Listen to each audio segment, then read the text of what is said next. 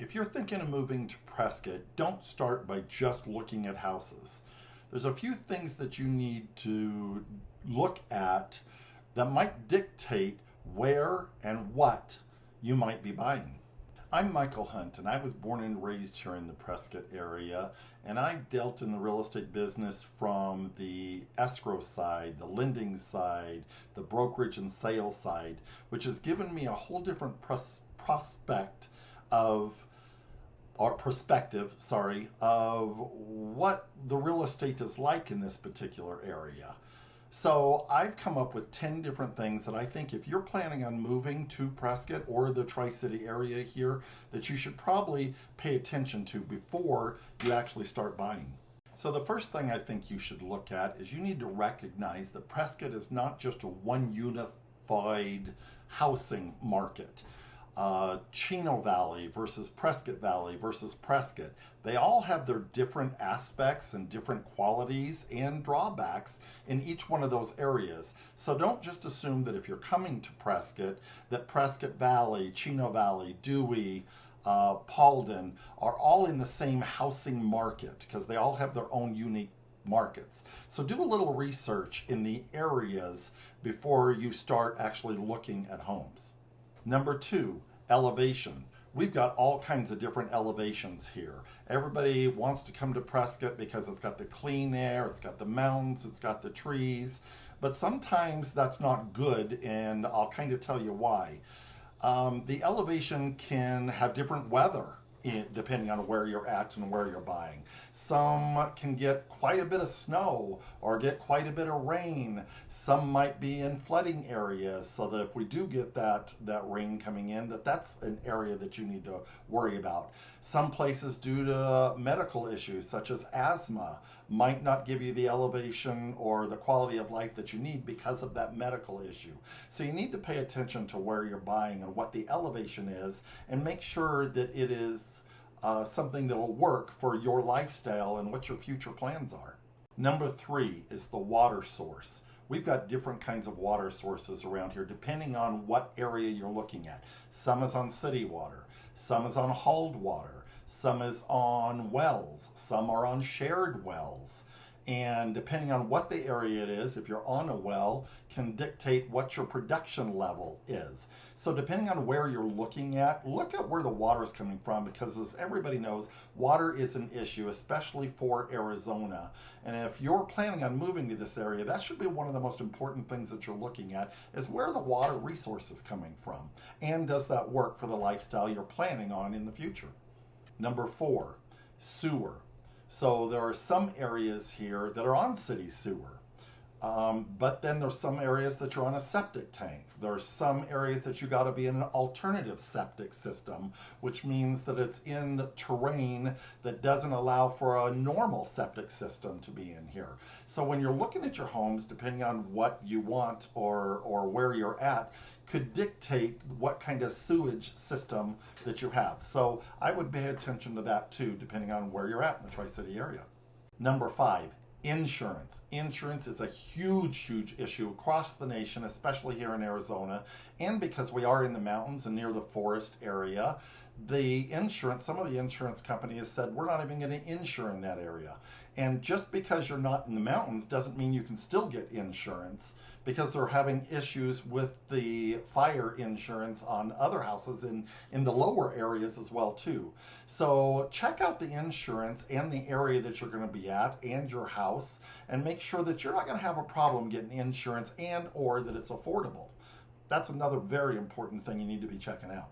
Number six, let's talk about acreage. A lot of people say, I don't want to live in tract housing. I want to have some space. I don't want to be sitting on top of my neighbor. So I want some acreage. Well, just because you're getting acreage does not mean that you can do whatever it is that you want to with that property. There are zoning issues. There are possible HOA issues in some of these subdivisions.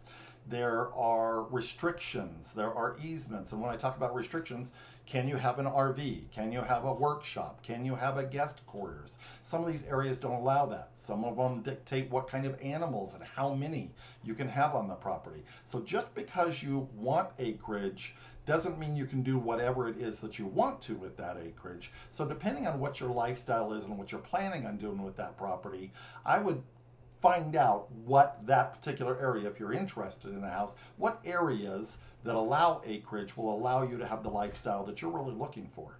Number 7, driving distance. So it may look really close on the map, but it could be further than what you want. Chino Valley versus Prescott Valley versus Williamson Valley versus Dewey and Humboldt. All of them have different driving time frames depending on maybe where you're working at. If you work at the hospital in downtown Prescott and you're living out in Dewey, it's going to take you a whole lot longer to get to work and home every night versus being in Prescott or possibly Prescott Valley. So driving is important. I've had some clients that said, I've got to drive into Prescott every day and home, and I don't want to be facing the sun. So they wanted to make sure that they were on the east side of Prescott if they were looking for a home. So that way in the morning, the sun was to their back, and when they went home at night, the sun again was to their back, and they weren't driving in the sun. So that's something to pay attention to as well, and if that's important to you, keep that in the back of your mind before you decide on an area or a particular house. Number 8, housing prices. The prices are not the same just because you're in the Prescott or Tri-City area. Prescott housing versus Prescott Valley housing versus Chino versus Paulden, they all have different pricing depending on the area and the amenities that you have around there. If you want acreage, pricing is going to be different than being in a subdivision. So you need to pay attention to the pricing as well. Don't just assume by moving to the Prescott Tri-City area that roughly all the housing and the pricing is going to be remotely the same. That is so far from the truth. The pricing varies. It also depends on the type of home that you're wanting. Townhouses, manufactured home, site-built homes. Again, pricing is not the same, so you need to do some research on that and look at what your budget is, and then you can dictate, or that might dictate, which area that you can actually purchase a home at. Number 9, resale. I know everybody buys a house thinking this is their house that they're going to live in forever. Well, not everybody. Some people understand they're first-time home buyers, it's their first home. But a lot of people go into buying a house because it is the biggest expense you will ever incur, thinking that this is going to be their dream home forever. Well, just because it's your dream home doesn't mean it's everybody's dream home, and life happens. Things happen.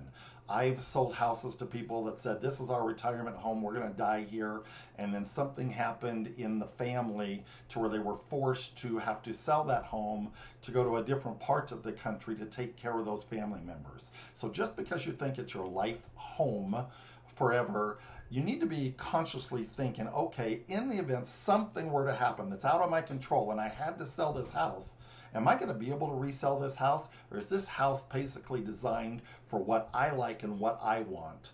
So that's something to think about before you start buying a house or even building one. And number 10, use your local due diligence. Just because it's a beautiful home and in a beautiful area does not mean that it has its problems or does not have its problems. You need to be looking at all the things we've talked about: your water, your insurance, your permits, the HOA, the deed restrictions. Do your homework, do your due diligence before you purchase that home, or even look in the area that you're at to see if there's any kind of issues with the home or the lifestyle that you want before you purchase a home. So here's what those 10 steps say to me.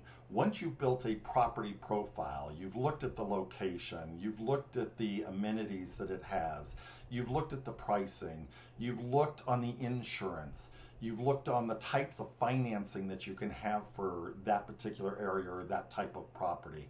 That'll help you build that property profile, which will help start narrowing you into a certain area that you want to be in, and it doesn't have you searching in areas that don't work for what that property profile is that's important to you before you buy. So if you want some more information about the area or have any other questions, please reach out to me. I'm more than happy to spend 15 minutes or so with you to discuss whatever your options or whatever your questions are. Again, my name is Mike. I'm with the G&M Premier Real Estate team. Until next time.